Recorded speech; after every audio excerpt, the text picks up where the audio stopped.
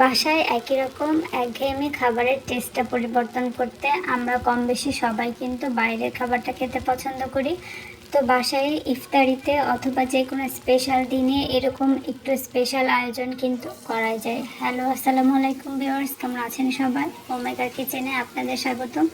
আজকের ইফতারিতে ভাজা পোড়ার পাশাপাশি একটু ভিন্নতা আনতে এই ফ্রাইড রাইসটা বানিয়ে নিয়েছিলাম।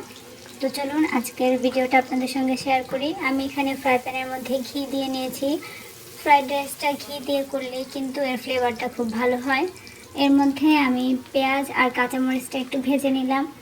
পেঁয়াজ আর কাঁচামরিচটা একটু ভাজা হয়ে আসলে তখন আমি এখানে ডিম দিয়ে দিচ্ছি। আমি 2টা ডিম দিয়েছি। রাইসের পরিমাণটা যদি বেশি হয় তাহলে ডিমটাও কম বেশি করে নেওয়া যায়। তো ডিমটাকে আমি এভাবে করে ভেঙে নেব। এখন আমি এর মধ্যে কিছু ভেজিটেবল অ্যাড করছি। আমি এখানে টমেটো দিয়েছি, এরপর দিয়ে দিলাম গ্রেট করে নেওয়া গাজর। এটা ছোট কিউব করে কেটেও নেওয়া যেতে পারে।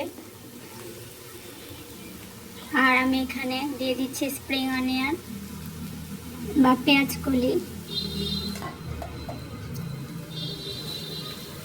এখন এটাকে হালকা একটু ভেজে নেব।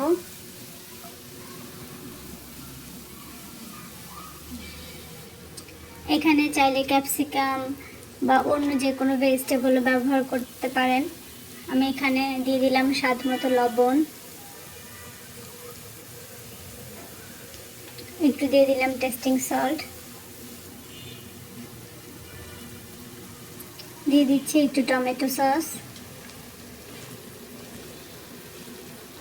আর একটু সয়া সস। সবগুলো উপকরণ খুব ভালো করে মিশিয়ে আর একটু ভেজে নিয়ে এর মধ্যে আমি রান্না করে রাখা রাইসটা দিয়ে দিচ্ছি। এই ফ্রাইড রাইসটা রান্না করার সময় পানিতে যদি নুডলসের মধ্যে একটু লবণ আর তেল দেওয়া যায় তাহলে কিন্তু রাইসটা একদম ঝরঝরে হয়। দেখতে পাচ্ছেন রাইসটা একদম ঝরঝরে হয়েছে, একটার সঙ্গে আরেকটা রাইস কিন্তু লেগে যায়নি। আর ফ্রাইড রাইসটা এরকম হলেই কিন্তু খেতে বেশি মজা লাগে।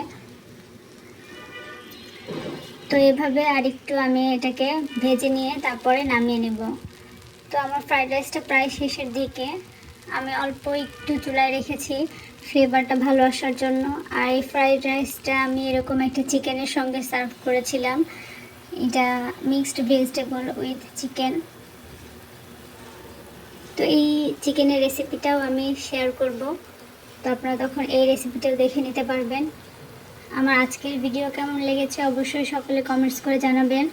আসসালামু আলাইকুম, আল্লাহ হাফেজ।